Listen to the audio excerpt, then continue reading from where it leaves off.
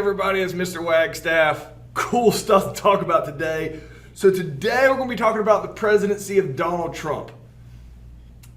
It's like nothing we've seen before from the president.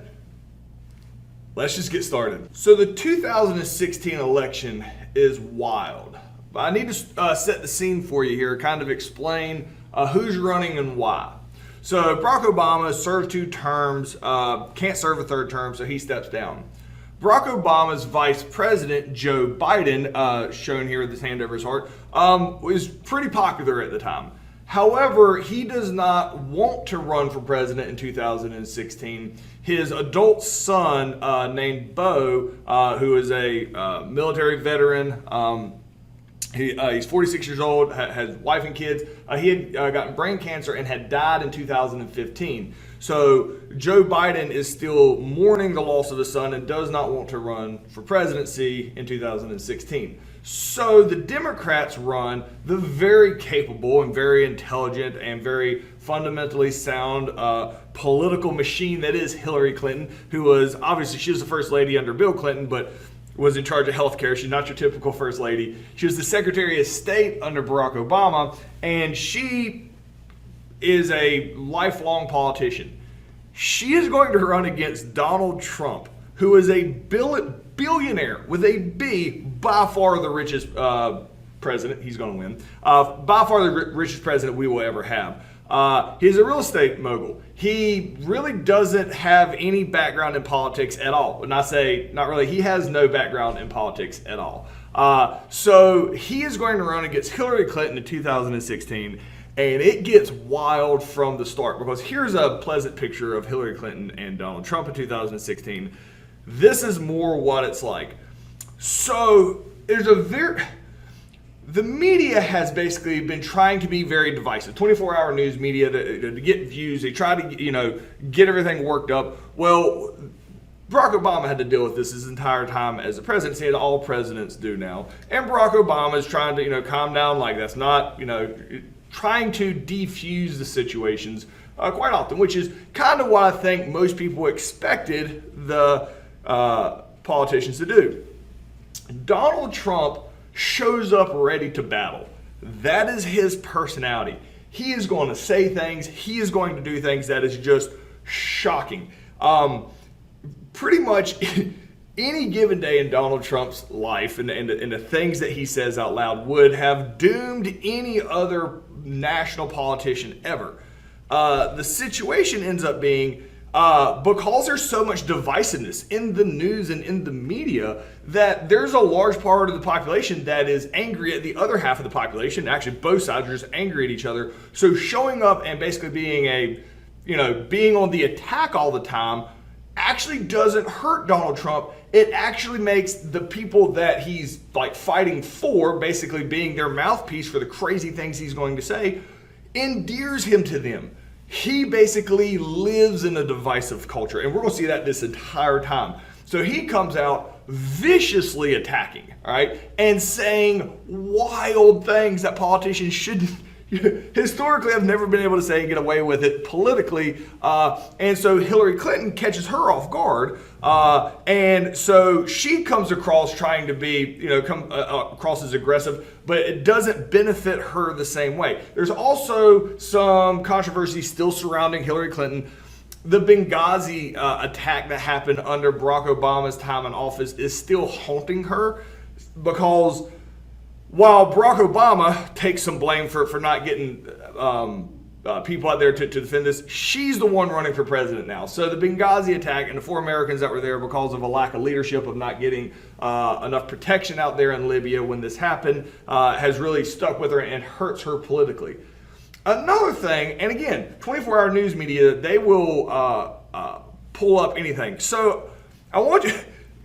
These 2 things are crazy. This slide and the next slide. So Hillary Clinton gets, there's a big scandal because when she was Secretary of State, she used her own email servers and not the official federal one she was supposed to, which, is that a big deal? I truly have no idea. But it got turned into a big deal. And then there were some deleted emails when she was supposed to turn them over. I don't know of any evidence of, there were deleted emails. Were those deleted emails covering?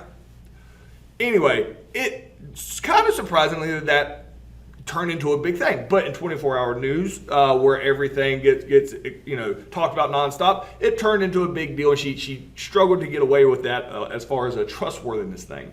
So while she's worried about where does she keep her emails at, Donald Trump is literally saying, I could stand in the middle of Fifth Avenue, meaning New York City, and shoot somebody and I wouldn't lose voters.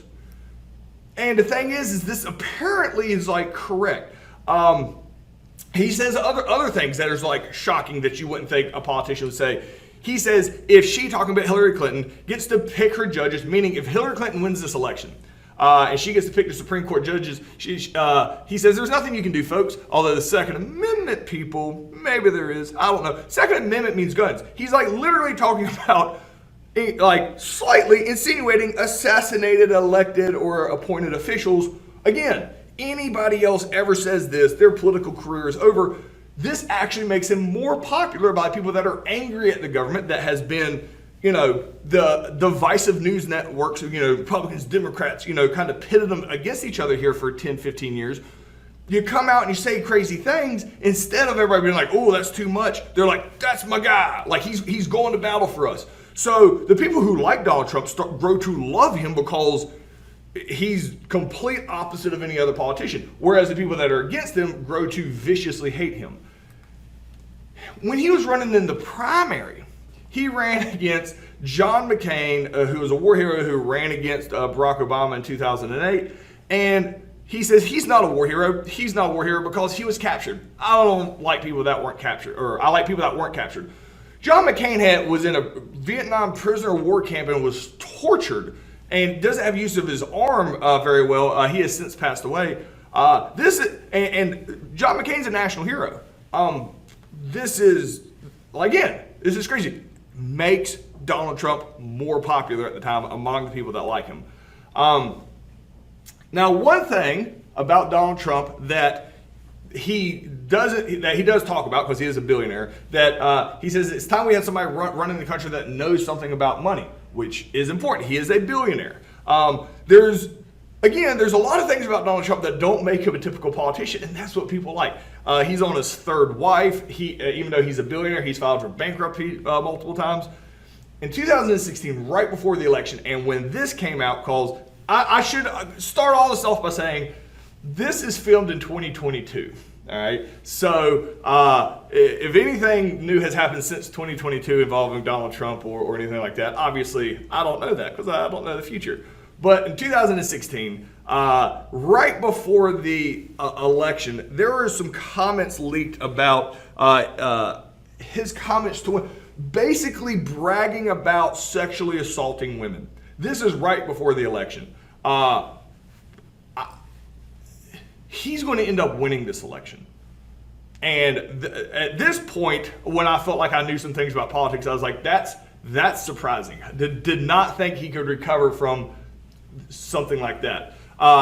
His Twitter account, we're going to talk about that later, just goes back and forth, called Hillary, Crooked Hillary, deleted all these emails. She's guilty, she can't run, it's a rigged system.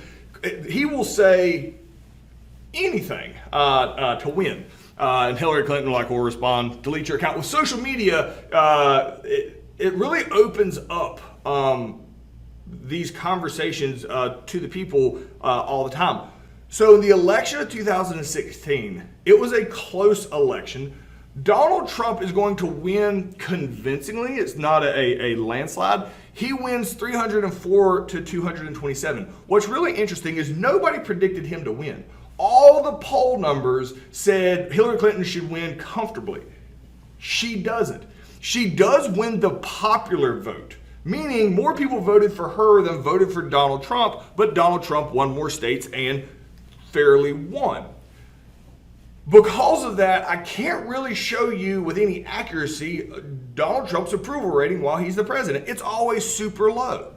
But Donald Trump says, don't listen to the polls. There's a lot more people that are going to vote for me than they're willing to take polls. And he does seem to be right on that, because if I show you approval ratings, it looks like they're really low. But when it comes election time, that doesn't reflect what the polls show. So I don't show a lot of polls here of his approval numbers while he's the president because they appear not to be accurate for Donald Trump alone. Other presidents is always accurate for him. It's a whole anomaly because Donald Trump is not a politician. He is now the president of the United States. He's here. Mike Pence, devout Christian, is his vice president. Mike Pence does not have a very large role in the administration. Donald Trump's going to do what he wants to do, how he wants to do it. But Donald Trump is the president after the 2016 election. So why did the more controversial that Donald Trump became, the more popular he became among his base? How had the modern media contributed to this leading up to 2016? So pause me, answer that completely. We're moving on. Now, there's tons of controversies to talk about with Donald Trump. Should have more than a single lesson to do it, but I don't want to throw the man under the bus. There is some very important things that he does, that he brings attention to, that no other president was really willing to battle for. Donald Trump's going to battle. That's what he does. He's going to fight. There's no lovey-dovey high fives, handshakes, let's all have fun times around. Donald Trump's going to show up and somebody's getting battled. One of the first groups that he is going to go to battle with is actually our allies, NATO, the North Atlantic Treaty Organization. And he calls them out on something. And this is something I think a lot of Americans weren't aware of. So NATO, a lot of these countries in Europe, they have, modern medicine. Obviously, we all have modern medicine, but they have taxpayer-funded healthcare. America has private healthcare, and our taxes are high. Their taxes are high over there, but they have basically free healthcare, and America doesn't. Well, the reason that is because America spends all our tax money on having a huge military. Those countries aren't. Donald Trump calls them out on that. Says, hey, wait. We all joined this NATO group to help each other out militarily. Basically, when y'all joined, y'all said, hey, America can do the work. We're just going to sit back and not have a military. And you can do that under NATO, but you have to then contribute money to NATO, basically funnel it to America for protection services. And he says, y'all aren't doing that. And a lot of previous presidents had let this slide because it gives America some political power, but America basically foots the bill for everybody's military. Donald Trump says, nah. If you guys don't contribute more money to this, America's just going to leave NATO. Which is why, that's crazy. No other president would have ever threatened to leave NATO, just abandon all our allies. But by doing it, he is able to have these countries contribute more NATO. The next president that comes in is going to have to start trying to smooth over a relationship with NATO. But again, that's really close to present day, so it's hard to really see the long-term cause and effect. But Donald Trump basically saying, you're not going to take advantage of us, that's unacceptable. All right. Another thing that he does that this is where I really felt Donald Trump, and I'm kind of talking, because this is all very recent, should have probably put a bigger tent pole here, because this is where he thrived. It was China. Now, he's literally talking about China raping America, and it's the greatest theft in the history of the world of how they're treated. It's all hyperbole, but China is doing some complicated stuff with manipulating currency and these other things. Donald Trump, with a background in business, knew that China and our trade situation is some bullcrap. So he basically stands up to China and says, either stop doing the shady stuff that you're doing involving trade and the manipulation of currency, or we can just stop working with each other because we are very dependent on each other. He then is going to jack up a bunch of tariffs on China, basically import goods from China. The U.S.-China Relations Act under Bill Clinton basically said no tariffs. Donald Trump says, no, we're going to do tariffs. And the reason we're going to do tariffs is we don't believe that you are treating us fairly in these trade ordeals without getting the complicated stuff into it. He says, and until you treat us fairly, we're going to tax you. We're going to have these tariffs. So the tariffs on China skyrocketed, and China clearly doesn't want that. So this actually leads to a pretty good communications with China and Donald Trump. And whatever the issues were, probably a little more complicated than a survey course here, we're able to get somewhat ironed out. Nothing was made perfect, but Donald Trump's business acumen, really with NATO and with China, this is where you want your battler at when it comes down to the business stuff. And these are generally considered wins of Donald Trump's presidency by most people. So the question here is, how could Donald Trump's background in business and combative personality be beneficial in some foreign policy scenarios? So pause me, answer that completely. We're moving on. Now, Donald Trump, you can't talk about Donald Trump without talking about his Twitter account. So Twitter, social media account, you can see that this is a screenshot of it. He has 43 million followers, right? And he's following 45 total. So, and he has 36,000 tweets. No president since FDR, and probably more than FDR, he probably has the gold medal here of being able to communicate directly with the American people. And this is unfiltered. This is not going, and Donald Trump enjoys being unfiltered. He doesn't want somebody telling him what to do, trying to give him a speech right, just let him go off the cuff. And he has an immediate, on his phone, an immediate connection to the entire country. And while it does endear people to him that follow him, it's usually very divisive because, again, he's going to battle on Twitter too. It's usually like he watches the news and somebody on the news channel. Keep in mind, the news at this point is designed to be divisive because it's 24-hour news networks. They say something negative about him. He's literally watching the news, tweeting out to the country about how crazy person, low IQ person, psycho Joe, just trying to tear down people as much as you can because that's what Donald Trump does is battle, and he uses Twitter to do it. Oh, and he goes all over the place, talking about Snoop Dogg firing a gun at him, and just because he says it doesn't necessarily mean that it's true, which we're going to see here shortly. But his Twitter account is a constant. You don't know what's getting ready to come out of this Twitter account while Donald Trump is president, because Donald Trump, again, he's in battle mode and he's going to find something to battle about every single tweet. He also gets furious when the news talks bad about him.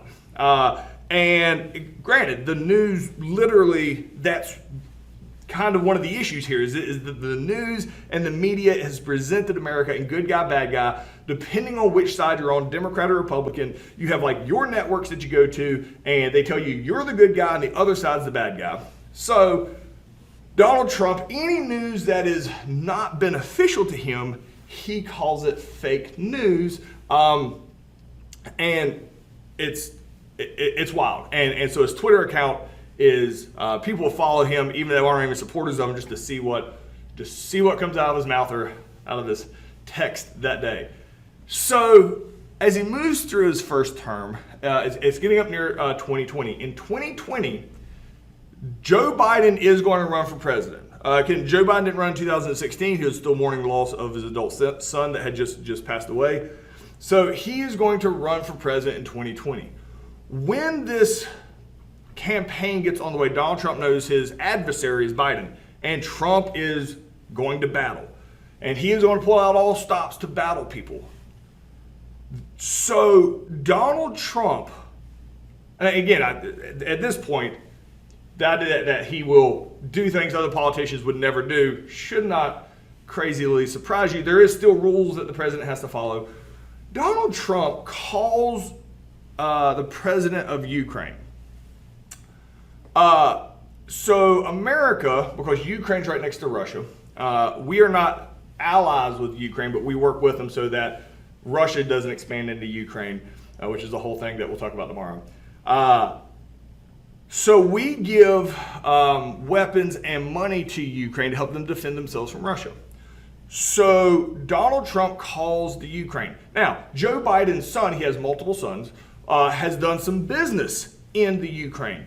Donald Trump calls the Ukraine during this election, right? And this is recorded, like this was from the White House phone. This is, like, he's not even trying to be sneaky about this because he truly doesn't, I guess he just doesn't think that this would be a problem.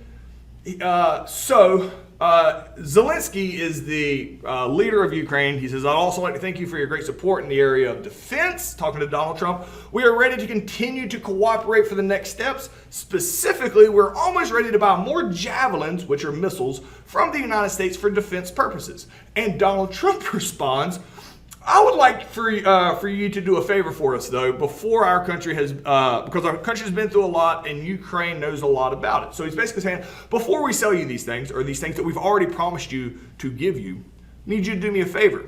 That favor is, there's a lot of talk about Biden's son, that Biden stopped the prosecution, and a lot of people want to find out about that. So whatever you can do with the attorney general would be great. Basically, what Donald Trump has told Ukraine is, you need to get me some dirt on Joe Biden and his family, so basically so he can use it in the election, if you want us to keep giving you these missiles and money. It's insinuated here, all right? He's not directly says it, but it's the money gets held up and doesn't go. Well, you're clearly using your power of the president, it appears, to a lot of people, all right? And the Senate is Democrat controlled, barely. So Donald Trump gets impeached for this. So impeaching is when you break a law as a president. It's for the abuse of power. As the president, you can't, manipulate your power to try to get dirt for an election. Like, this is Nixon level stuff. You can't mess with elections. Like, that is like the number one thing you can't do. So he gets impeached, which means he gets put on trial for this. And the House of Representatives has to vote on whether or not Donald Trump is guilty of abusing his power here leading up to the 2020 election. So the vote, when they vote on this, is very telling of America at the time. So this is a picture of it. Let me show you this graph. He has to have 66% of the House of Representatives to vote him guilty. On the abuse of power, it is all the Democrats voted him guilty. All but one Republican voted him not guilty. The obstruction of Congress, when he didn't want to turn over this information that could get him in trouble, 100% of the Democrats voted him guilty. 100% of the Republicans voted him not guilty. Now, seems an awful lot like partisan there. So clearly at this point in history that we have gotten to here in 2020, whether or not he actually broke a law or not is secondary to whether or not your political party is winning, which is scary because it does starting to seem like your side, Republicans or Democrats, take precedence over what the actual law is. Something that we saw with Richard Nixon outraged America when the president tried to claim that he was above the law. That appears to be changing here in 2020. So the question here is, what does the vote in Donald Trump's first impeachment say about American society as a whole at this time? Because keep in mind, the people voting are elected. Donald Trump is very popular among the people that like him. They love him. The people who don't like him can't stand him. So people in Congress realize that if they vote against him, then the people that don't like him are going to be mad at them. And I may have said that weird, but Congress basically has to follow the politics of the time, and it is symbolic of America as a whole when it comes down to politics and the law. So pause me, answer that completely. We're moving on. So the big thing that's going to happen during Donald Trump's presidency that he has no control over, just his response to it, is COVID-19. So it's a respiratory infection that originates in China and quickly spreads around the world. In 2020, COVID-19 became the third leading cause of death in the United States. Up to the current 2022, I think the total number is right around 1 million deaths associated with complications from COVID-19. It was huge. There was this huge push to flatten the curve, and we basically shut down society. So schools closed, kids went home and learned virtually from home. Essential workers, like people that worked at grocery stores, they could still go to work. But other than that, basically everything closed. A lot of people lost their jobs. And there were some stimulus checks and money that we're going to talk about more tomorrow, but I'll bring it back with Donald Trump because it's a multiple administration focus on it. But the economy really, which was doing fantastic, had started coming up in Obama, doing fantastic under Trump. It just kind of wiped out the economy. And the reason you had to shut everything down is we're trying to flatten the curve. Basically, if everybody gets sick, has to go to the hospital at the same time, the hospital can't handle it, and there's a lot of people who are going to die because they can't get medical attention. If you shut down society and everybody stays at home, the virus is still going to spread, but it should spread more slowly so that the hospitals can stay on top of treating the people that are currently infected so that when they get better, then the new wave of people come in. It is really unprecedented in American society for this to have happened. Another unprecedented thing is Donald Trump's reaction to it, or what America as a whole was able to do. Now, there was like mask mandates, and Donald Trump just didn't want to wear a mask. He did start wearing a mask. He did also got COVID, and anyway, you can go down so many little rabbit holes of stories on Donald Trump. He does create Operation Warp Speed. Operation Warp Speed basically spent tons of money on a vaccine, and vaccines that can take 10 years to create. We created within 1 year, which drastically helped. While the virus is still going to spread, it did drastically help the extreme cases and the hospitalization rate of it. And Operation Warp Speed did get this virus out there much quicker, or get this vaccine out much quicker than it would have gotten otherwise. So the question here is, what kind of societal changes did COVID-19 cause in America? And how did Americans respond to this crisis? So pause me, answer that completely. We're moving on. All right. This gets crazy. 2020, the elections, Joe Biden is running against Donald Trump. All right. It is a slobber knocker campaign, as you would imagine.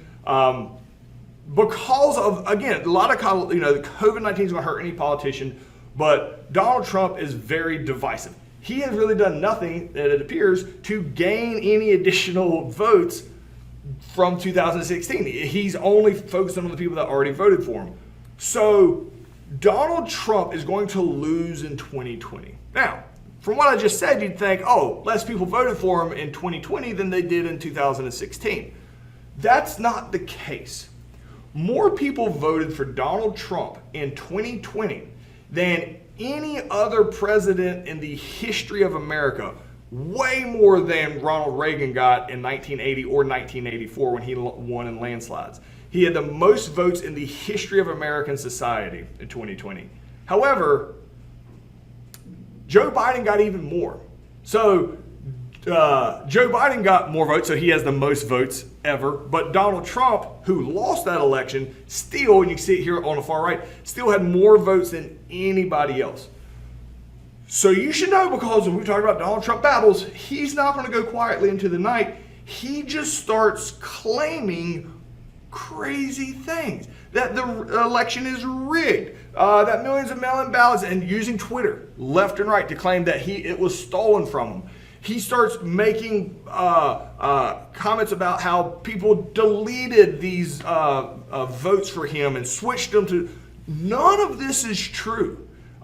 He is just, because he battles, he's here trying to battle. He officially challenges. It goes to these court systems, and they all realize it was a legit thing. And any of his challenges to this election, basically, they check into it and like, no, you lost. But 60% of Republicans believe Donald Trump. They don't feel like they can believe the news anymore. Donald Trump says the election was stolen. People believe Donald Trump. So this brings us to a crazy thing that happens. January 6th of 2021. So the election happened in November of 2020. They are going to officially, so he is still the president, but Joe Biden will be sworn in at the end of January. January 6th is when Congress gets together to validate the election in Washington, D.C. It should be a pretty boring thing that happens. All the drama's already over. But Donald Trump encourages a lot of his supporters to come out here and basically protest the fact that, he lost, because he's like, no way I did. Everybody loves me. There's no way I could have lost. So he has this rally here, and he says here, we're going to walk down to the Capitol. You have to show strength and you have to be strong. The reason that is important is because when he turns around and walks off that stage, the people here who believe Donald Trump this election has been stolen and that the government is crooked, because that's what he's been saying on Twitter, storm down to the Capitol, all right? They tear down the barricades here at the Capitol. They break into the Capitol. Some of them have weapons. They're furious. They completely believe that Donald Trump this has been stolen from them. So they're charging into Congress. Congress is hunkered down here. I mean, they have to lock them down. Guards have to come out. It's a riot. By people breaking in, and they're running people in their weapons with zip ties. I mean, you saw the news. Luckily, people don't have no directions, and they went the different way thanks to one particular security guard, and that none of the representatives were injured here. But there were a few people who died in this. Because of this, hundreds of people get arrested for this insurrection, trying to overthrow the government. Donald Trump gets impeached again. He's only got like a couple weeks left in office. He gets impeached again for encouraging them to go down and overthrow Congress because they were going to validate this election. Well, only president to be impeached twice. This is the vote. Every Democrat said he is guilty. Almost all Republicans said not guilty. This is where it gets crazy, where it feels like the rule of law is now secondary to your political affiliation. So the question here is, explain why Donald Trump was impeached a second time, and explain why he was not found guilty a second time. Or he was found not guilty a second time. So that's what I got for you guys today. See you guys tomorrow.